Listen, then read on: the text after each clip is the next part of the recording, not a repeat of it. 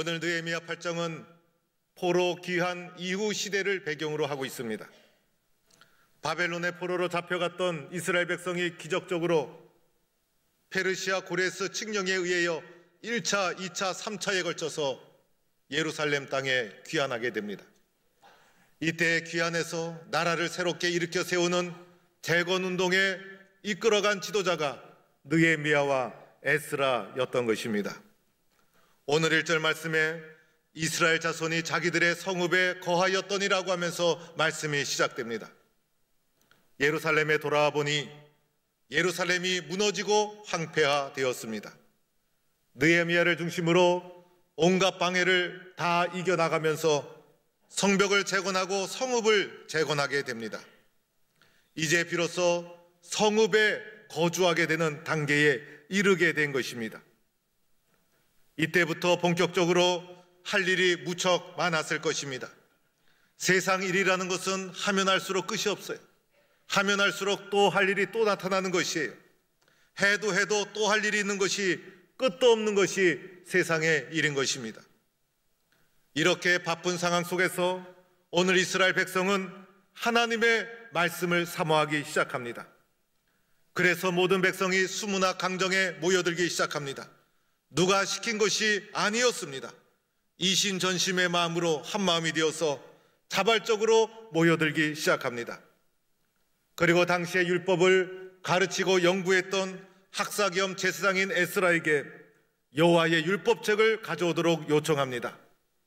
당시의 여호와의 율법책은 두루마리로 되어 있었고 여호와의 율법책은 오늘날 모세 오경을 가리키고 있는 것입니다. 학사 에스라가 율법책을 가지고 특별히 만든 나무 강단 위에 서서 모든 회중을 바라보게 됩니다. 좌우에는 에스라를 도와주는 사람이 정렬하게 됩니다. 수문학 강장에 남자나 여자나 알아들을 만한 모든 사람이 모여들었는데 이들이 지금 갈급해했던 것은 영적인 갈급함이었고 이들에게 지금 필요한 것은 말씀의 회복, 영적인 회복이 필요했던 것입니다. 이스라엘 민족이 멸망해 갈 때 영적으로 타락했죠. 바벨론으로 끌려가서 50년 이상의 세월을 보냈어요. 귀환하고 나서는 나라를 재건하는 데 정신이 없었어요. 오랫동안 하나님의 말씀이 그들에게 없었던 것입니다. 그래서 이제 비로소 하나님의 말씀의 필요함을 절감하고 하나님의 말씀을 갈급해하는 심령으로 수문학 강장에 모여들었던 것입니다. 에스라가 새벽부터 정오까지 그들 앞에서 하나님의 말씀을 읽기 시작합니다. 새벽부터라는 것은 얼마나 갈급한 마음으로 모였는가를 말해주는 것이고 정오까지라는 것은 자그마치 6시간 이상을 성경을 읽어 내려갔다는 것이에요. 우리는 조그만 성경을 읽어도 피곤해합니다. 그런데 자그마치 6시간 이상을 수문학 강장에서 수많은 사람 앞에서 말씀을 읽어 내려갔던 것입니다. 우리들은 이러한 말씀을 사모하는 태도를 배워야 합니다. 이러한 사모하는 심령을 우리는 본받아야 하는 것입니다. 오늘 에스라가 수문학 강장에서 백성들 앞에 말씀을 읽을 때에 백성들과 에스라 사이에 그 광장에서 말씀을 중심으로 도대체 어떤 사건이 일어났는지 무슨 일이 일어났는지를 오늘 말씀을 통해 살펴보도록 하겠습니다. 첫째는 백성들이 귀를 기울여 말씀을 경청했다고 합니다. 백성들이 귀를 기울여서 마음을 열고 말씀을 경청한 것이었습니다. 오늘 3절 말씀에 그 율법책에 귀를 기울였는데 모든 백성이 귀를 기울여서 말씀을 경청합니다. 모든 백성의 귀가 숨을 죽여서 마음을 다해서 율법책에 집중하고 있었던 것입니다. 하나님께서 도대체 무슨 말씀을 하고 계시는가? 하나님의 말씀은 어떻게 기록되어 있는가? 하나님의 말씀은 무슨 뜻인가? 나에게는 하나님의 말씀이 필요한데 저 하나님의 말씀을 붙잡으려는 간절한 심정을 가지고 마음을 열고 귀를 열어 하나님의 말씀에 집중하는 모습을 보게 됩니다. 여러분, 우리들은 하나님의 말씀에 마음을 열고 귀를 열고 집중해야 합니다. 이것이 내가 사는 길이요, 교회가 사는 길이요, 민족이 사는 길이 되는 것입니다. 요한계시록 2장과 3장에 7개의 주신 하나님의 말씀이 있는데, 그런데 그 가운데 반복되는 말씀이 있죠. 성령이 교회들에게 하시는 말씀을 들을지어다. 성령이 교회들에게 하시는 말씀을 들을지어다. 그래서 교회는 하나님의 말씀을 들어야 하는 것이고, 교회는 하나님 말씀 위에 세워진 것이 하나님의 교회라는 것입니다. 나는 말씀을 경청하고 귀를 기울여 듣고 있는가? 교회에서 가장 소중한 것이 여러 가지가 있을 수가 있어요. 건물도 중요하고 전통도 중요하고, 그리고 교회가 운영되는 데는 사람의 지식과 지혜와 상식도 중요하다고 할 수가 있습니다. 그런데 그 모든 것보다도 가장 중요한 것은 바로 하나님의 말씀이라는 것입니다. 말씀 중심의 신앙생활, 하나님의 말씀이 사람의 지식이 넘어설 수가 없는 것입니다. 우리의 영적인 갈급함을 채워주는 것은 오직 하나님의 말씀인 것입니다. 우리가 교회 나와서 신앙생활하는 이유가 바로 하나님의 말씀을 듣기 위해서인 것입니다. 나는 이 신앙생활의 중심이 되고 핵심이 되고 있는 하나님의 말씀을 귀로 경청하고 마음으로 듣고 있는가? 하나님의 말씀을 간절히 사모하고 있는가?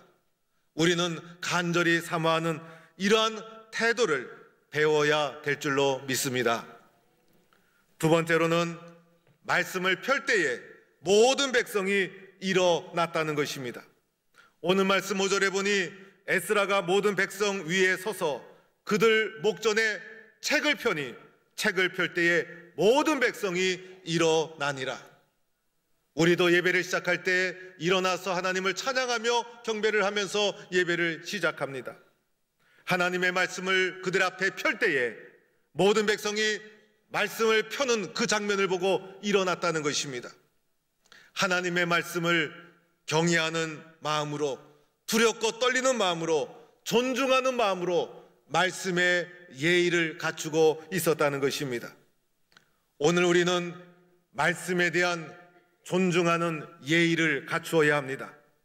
성경이 하나님의 말씀이라는 존중하는 마음, 말씀에 대한 바른 자세, 말씀에 대한 바른 태도, 말씀을 절대적인 가치로 인정하고 이 말씀이 나의 신앙의 발걸음을 인도해주는 발걸음이 된다는, 이 말씀을 통해 하나님은 나에게 오늘도 말씀해 주신다는 성경에 대한 바른 고백을 우리는 할 수 있어야 됩니다.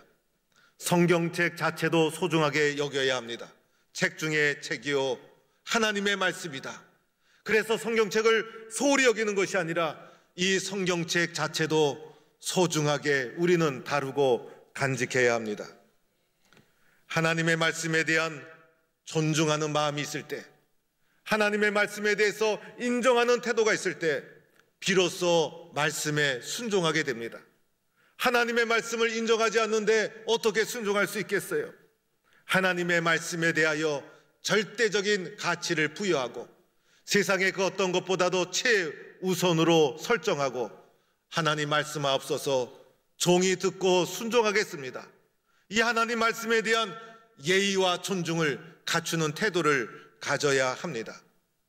오늘날 시대적 흐름은 모든 것을 상대주의화하는 시대에 우리는 살아가고 있어요.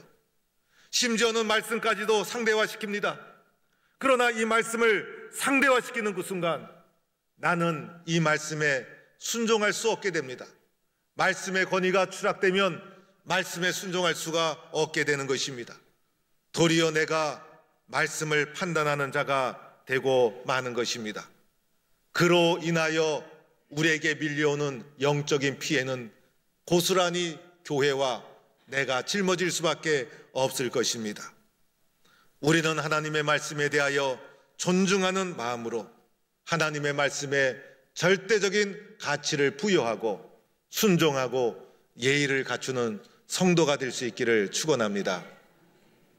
세 번째로는 에스라가 성경 말씀을 읽을 때에, 에스라가 성경 말씀을 펴고 읽기 시작할 때에 백성들이 말씀을 듣고 아멘, 아멘 하면서 응답하게 됩니다. 오늘 8절, 6절 말씀, 에스라가 위대하신 하나님 여호와를 송축하며 모든 백성이 손을 들고 아멘 아멘 하고 응답하고 몸을 굽혀 얼굴을 땅에 대고 여호와를 경배하니라. 하나님의 말씀을 펼 때에 일어섰죠. 읽을 때에 아멘 아멘 하고 응답했다는 것입니다. 때로는 손을 들고 응답을 했어요. 아멘이라는 것은 그렇습니다, 그렇습니다. 그래서 하나님의 말씀을 들을 때마다 그 말씀을 마음에 흡수하고 그 말씀을 마음에 받아들이면서 아멘, 아멘, 그렇습니다, 주님 그렇습니다, 이렇게 말씀 앞에 반응한 것입니다.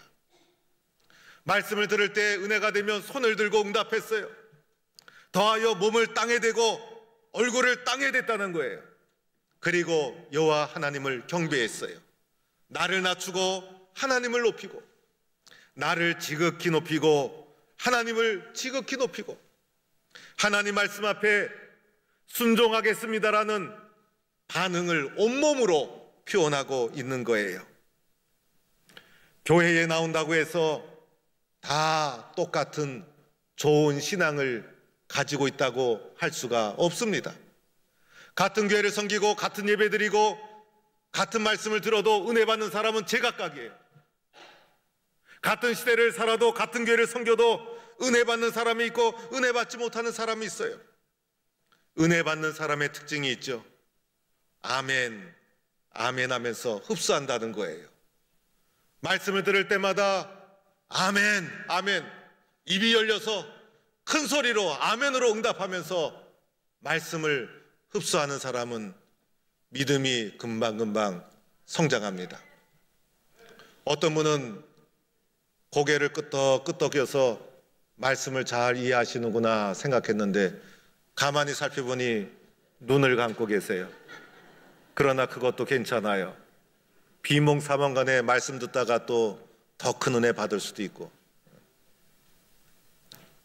저는 교회 나오는 게 제일 좋아요. 주무셔도 교회에서 주무시고 얼마나 피곤했을까.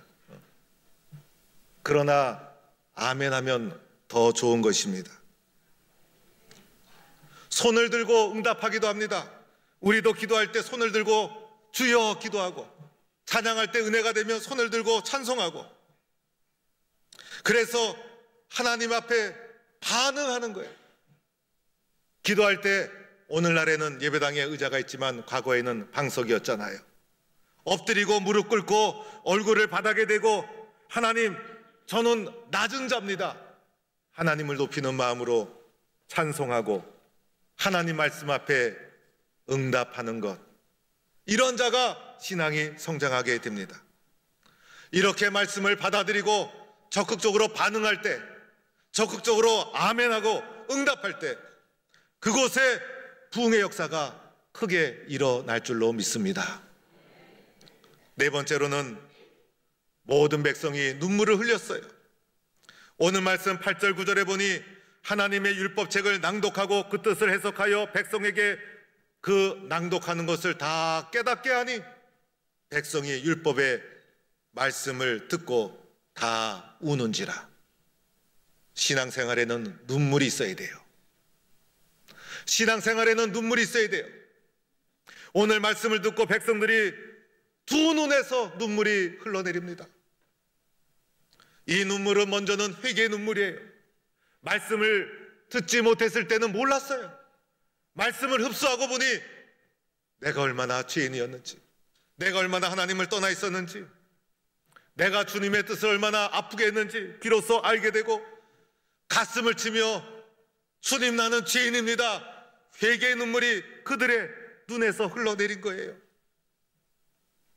또한 이 눈물은 기쁨의 눈물이기도 합니다. 회개하고 나면 주님이 주시는 표현할 수 없는 기쁨이 속에서 솟아옵니다.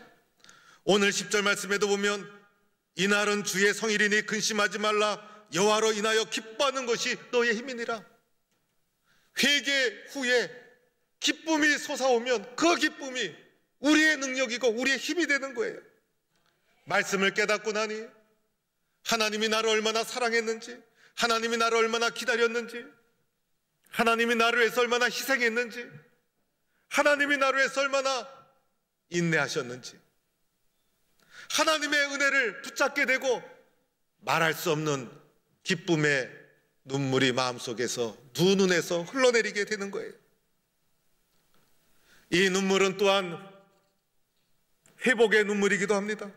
하나님의 말씀을 듣고 나니 깨닫게 되고 용서가 되고 주님의 사랑에 확신하게 되고 하나님의 말씀대로 살겠다고 다짐을 하게 되고, 그래서 나를 새롭게 하는 회복의 눈물, 이런 회개와 기쁨과 회복의 눈물이 말씀을 듣는 가운데 백성들의 눈에서 심령에서 흘러내리는 역사가 일어나게 된 것입니다. 사랑하는 성도 여러분, 저는 우리 포항 동북교회를 자랑스럽게 생각합니다. 우리 교회 성도들 장점이 있어요. 말씀과 은혜를 사모한다는 거예요. 그래서 우리 교회 성도들은 늘 말씀 중심, 은혜 중심. 제가 설교할 때도 말씀을 잘 경청해 주십니다. 아쉬운 것이 좀 있다면 아멘 소리가 좀 작다는 거예요. 말씀을 듣고 나면 어떤 분은 문자도 주시고, 그리고 말씀을 전할 때 저 자신도 이 단은 말씀을 전파하는 단이다. 그래서 성경 말씀 외에는 저는 다른 말씀을 안 합니다. 정치 얘기도 안 하고, 그리고 세상 얘기 안 합니다. 예화도 잘 안 씁니다. 특별한 말씀에 적용이 되는 예화가 아니면 사용하지 않습니다. 어떻게 하든지 묵상한 말씀을 성도들의 마음판에 심을 수 있을까? 이 강단은 말씀의 강단이다. 개신교의 특징은 말씀의 종교라는 거예요. 말씀을 듣고 우리들은 교회를 섬길 때도 말씀대로 순종하며 교회를 섬겨야 합니다. 말씀이 가르쳐준 대로 하나님의 교회인데 겸손하게 나를 낮추면서 섬겨야 합니다. 나를 드러내고 목소리가 커지고 교회를 소란스럽게 하면 안 됩니다. 언어를 사용해도 은혜스럽게 사용해야 돼요. 교회 와서는 은혜스럽게 교회 분위기를 잘 영적으로 여러분이 지켜주셔야 돼요. 회의를 하다 의견을 말할 때도 공격적으로 비판해서는 안 돼요. 그 사람의 마음과 영혼을 헤아리면서 말을 해주어야 돼요. 교회에 여러 회의가 있죠. 회의는 하고 싶은 말 다 하는 게 아니에요. 교회 회의는 세상의 회의가 다른 거예요. 회의하다가 영혼이 상처받으면 그 회의 안 하는 게 나아요.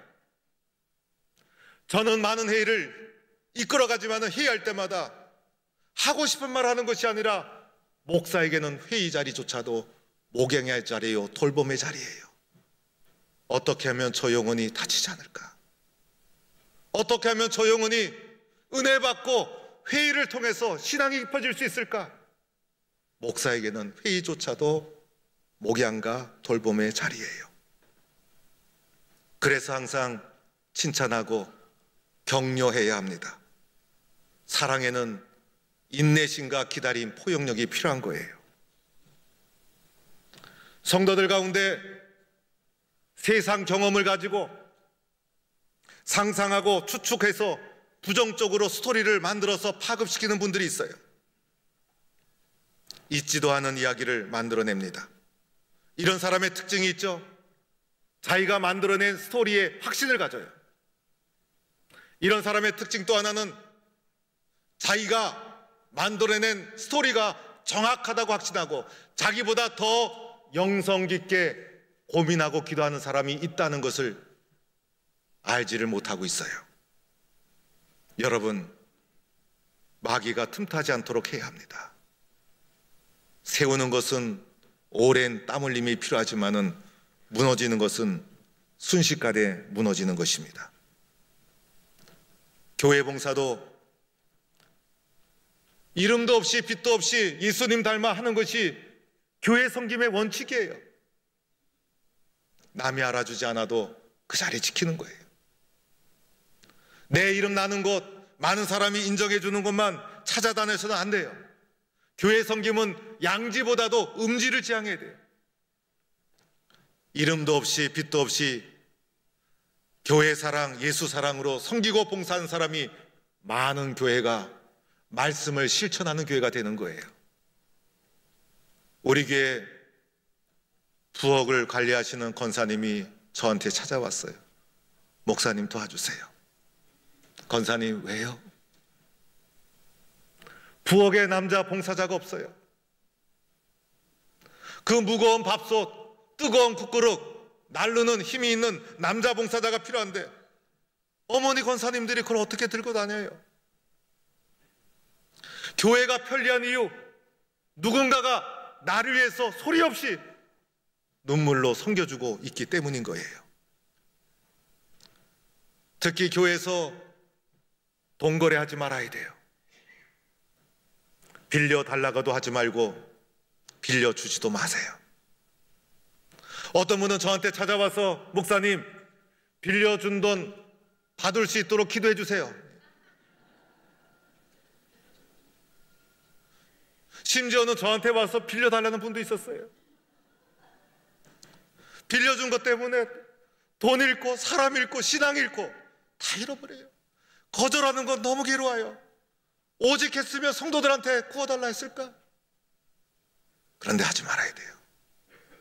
마음이 아프지만은 결단해야 돼요. 영혼을 살리는 길이에요.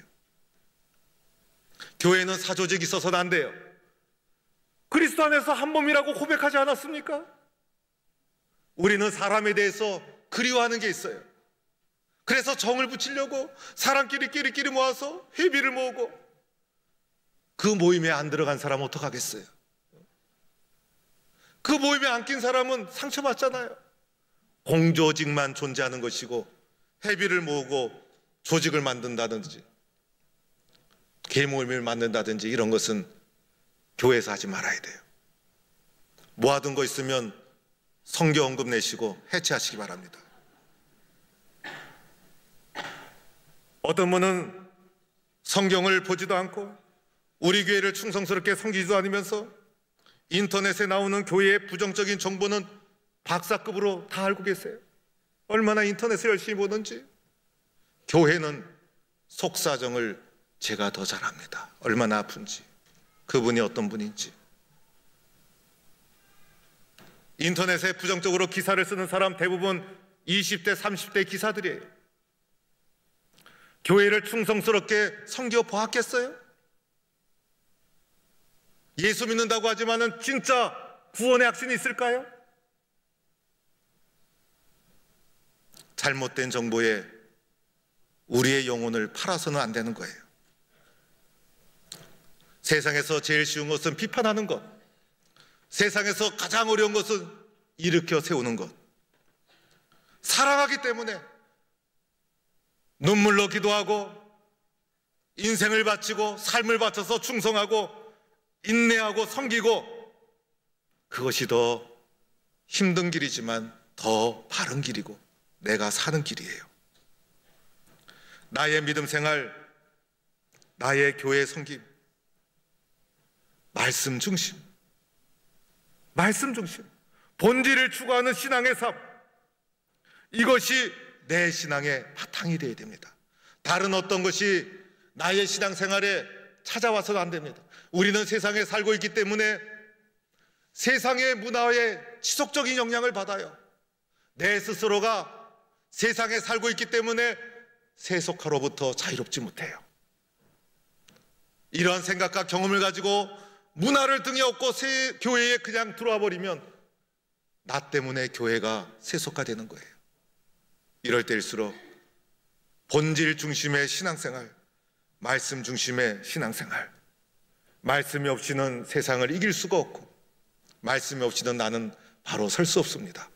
갈급해하는 심령으로 말씀을 중심으로 신앙의 길을 걸어가는 것이 내가 사는 길이요, 교회가 사는 길이요, 영적 부흥의 바탕이 되는 줄로 믿습니다. 사랑하는 성도 여러분, 하나님의 말씀에 갈급해하는 심령으로 그 말씀을 믿음으로 붙잡는 성도가 될 수 있기를 축원합니다. 말씀을 들을 때마다 아멘, 아멘. 주님, 저는 말씀대로 살겠습니다. 주님의 말씀이 나를 살립니다. 주님의 말씀은 생명입니다. 눈물을 흘리고 두 손을 들고 응답을 하며 말씀 중심의 영적 회복의 길을 걸어가는 성도가 될 수 있기를 주의 이름으로 간절히 축원합니다.